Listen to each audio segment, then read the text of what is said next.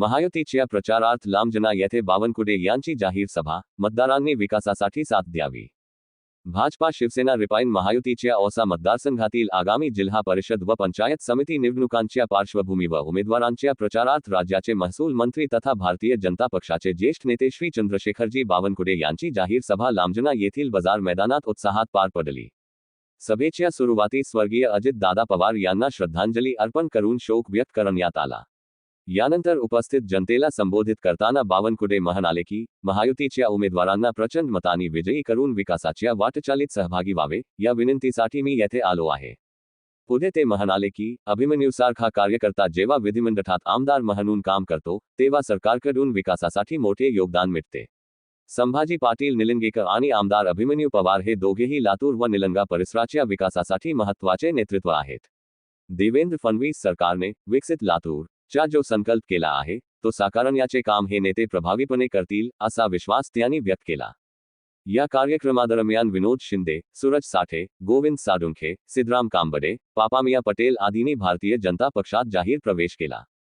या सभेला भाजपा जिल्हाध्यक्ष बसवराज पाटील, आमदार संभाजी पाटील निलंगेकर, आमदार अभिमन्यू पवार, देवीदास काठे, महेश पाटील, परीक्षित पवार, महेश सगर, बालाजी पाटील, चंद्रशेखर सोनवणे, विठ्ठलराव बेज्जवटगे, विशाल देशमुख, बालाजी शेटके, बलभीम दंडगोले, हाशम पटेल, संजय उजंबे, नजीर पटेल, ज्ञानेश्वर चिरके, दीपक चाबुकस्वार, नितीन कवठाठे, कल्पना ताई डांगे आदी मान्यवरांची व्यासपीठावर उपस्थिती होती.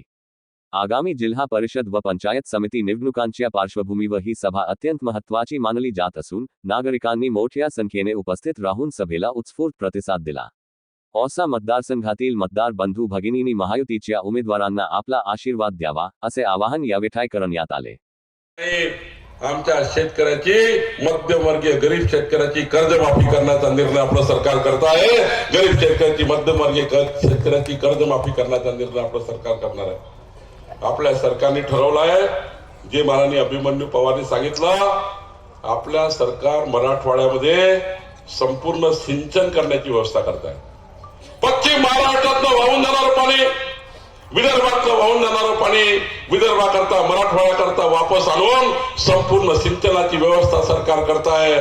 पुढच्या 10 वर्षामध्ये मराठवाड्यातली एकही एकर जमीन बिना सिंचनाची राहणार नाही, एकही एकर बिना सिंचनाची राहणार नाही, हा निर्णय सरकार करत आहे. एवढंच नाही तर शेतकऱ्याच्या शेतात पाणी असलं पाहिजे, शेतकऱ्याच्या शेतात दिवसाने वीज असली पाहिजे आणि शेतकऱ्याच्या शेतात रस्ता असला पाहिजे. या 3 गोष्टी शेतकऱ्याकडे असेल तर शेतकऱ्याचा पोरगा कधी चपराशाची नोकरी मागणार नाही, कधी चपराशाची नोकरी मागणार नाही.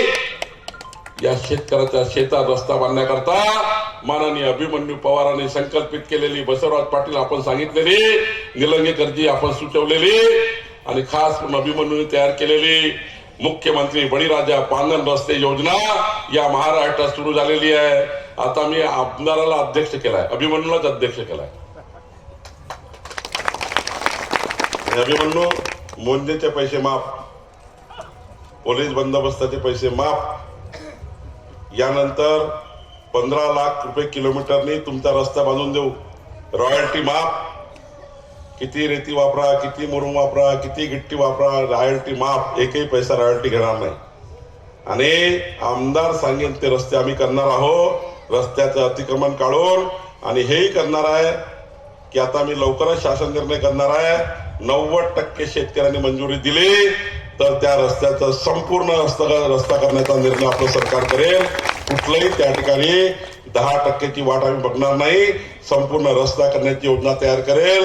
खऱ्या अर्थाने शेतकऱ्याच्या जीवनाचा उद्या जर कायाकल्प करायचा असेल तर आपल्याला रस्ता महत्वाचा आहे. रस्ता ही रक्तवाहिनी आहे, आपल्या शरीराची रक्तवाहिनी रस्ता आहे, आपल्या जीवनाची रक्तवाहिनी रस्ता आहे. शरीराची रक्तवाहिनी आपल्या शरीरामध्ये जशी असते तसा रस्ता असतो.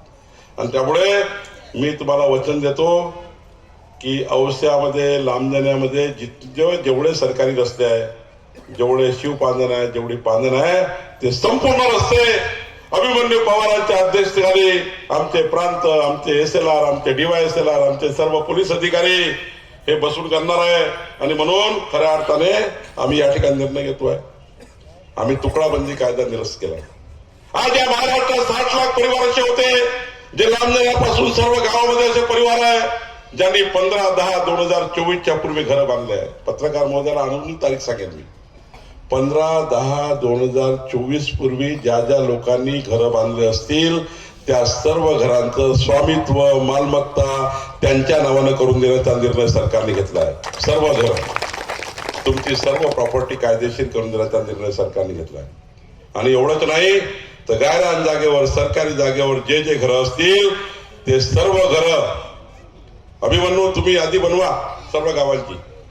मी एक शासन आदेश काढून तुमच्या सर्व घरांचे कबाले वाटप करून देण्याची जबाबदारी माझी आहे. सर्व घरांचे कबाले वाटप करून देण्याची जबाबदारी माझी.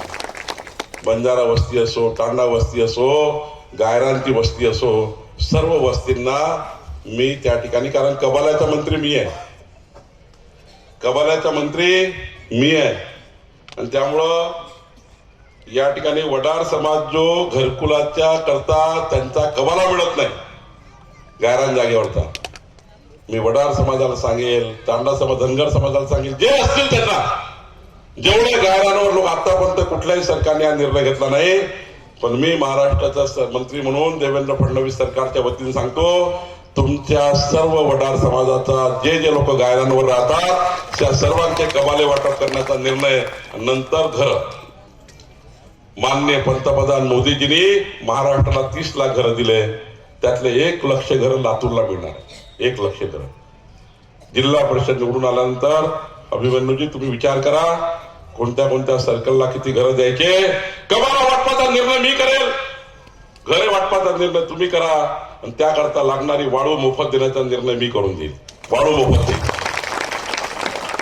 आमच्या वडार समाजाकरता आणि आमच्या घरकुल धारकाकरता. जेवढी रेती लागेल 5 ब्रासपर्यंत रेती आम्ही मोफत देणार आहे. खाजगी घर बांधायचा असेल तर 600 रुपये रॉयल्टी म्हणून रेती देऊ. कॉन्ट्रॅक्टरकडे जायची गरज नाही. खाजगी घरांकरता लांजण्यामध्ये खाजगी घर बांधायचं असेल तुम्ही तहसीलदारकडे अर्ज करायचा, मला 10 ब्रास वाळू पाहिजे, तहसीलदार तुम्हाला नेमून देईल, तिथून 10 ब्रास वाळू उचलून टाका. 600 रुपये घेऊन 1 ब्रास 600. पण घरकुलाला मात्र मोफत करण्याचा निर्णय आमच्या सरकारने केला आहे. खऱ्या अर्थाने या ठिकाणी नक्षा योजना आम्ही आणतोय. या नक्षा योजनेमध्ये लांबजरा गावं असतील, जेवढे गावं या विधानसभेत असतील, या सर्व गावांचा ड्रोन सर्वे आम्ही करणार आहे. इंग्रजाच्या काळानंतर कधीच ड्रोन सर्वे झाला नाही, कधीच तुमचा मालमत्ता फिक्स झाली नाही, कधीच जमाबंदी झाली नाही. मधल्या काळात एकत्रीकरण झालं, नंतर मात्र या राज्याची मोजणी झाली नाही, तुमच्या घराची मोजणी झाली नाही. आपलं सरकार तुमच्या घराची लांबी किती, तुमच्या घराची रुंदी किती, तुमच्या घराची उंची किती, तुमच्या घराचं सरकारी मॅपिंग तयार करून तुमच्या घराचा नक्षा, तुमच्या घराचं स्वामित्व, तुमच्या घराचा या ठिकाणी CTS तुमच्या मोबाईलवर, तुमच्या iCloudवर मी टाकणार आहे. 500 वर्षानंतरही तुमचा नातू पडनातू जेव्हा बघेल माझ्या आजोबाची, माझ्या पंजोबाची, माझ्या पडदादाची प्रॉपर्टी कुठं आहे, त्याला मोबाईलवर आपलं घर दिसलं पाहिजे, त्याला मोबाईलवर आपली शेती दिसली पाहिजे, असा निर्णय करण्याचा शासनाने निर्णय घेतलेला आहे. आणि त्यामुळे सर्व औसा, सर्व निलंगा, सर्व लातूर मोजण्याचा निर्णय आम्ही घेतलेला आहे. नवीन जमाबंदी करण्याचा निर्णय आम्ही सरकारने घेतला. नवीन जमाबंदी आम्ही करणार, नवीन त्या ठिकाणी CTS आम्ही करणार आहे. एवढंच नाही, 124 योजना मी सांगू शकतो, पण मला एवढा वेळ नाहीये. 124 योजनाची निवडणूक आहे. आणि म्हणून बंधू भगिनींनो, खऱ्या अर्थाने मी एवढंच सांगायला आलो आहे, खऱ्या अर्थाने आपल्या निवडणुकीमध्ये अत्यंत महत्वाच्या योजनाला आपल्याला पुढे न्यायचं आहे. मुख्यमंत्री समृद्ध पंचायत राज योजनेला आपल्याला आणायचं आहे. जनसुविधा, नागरिक सुविधाच्या माध्यमातून या भागाचा विकास करायचा आहे.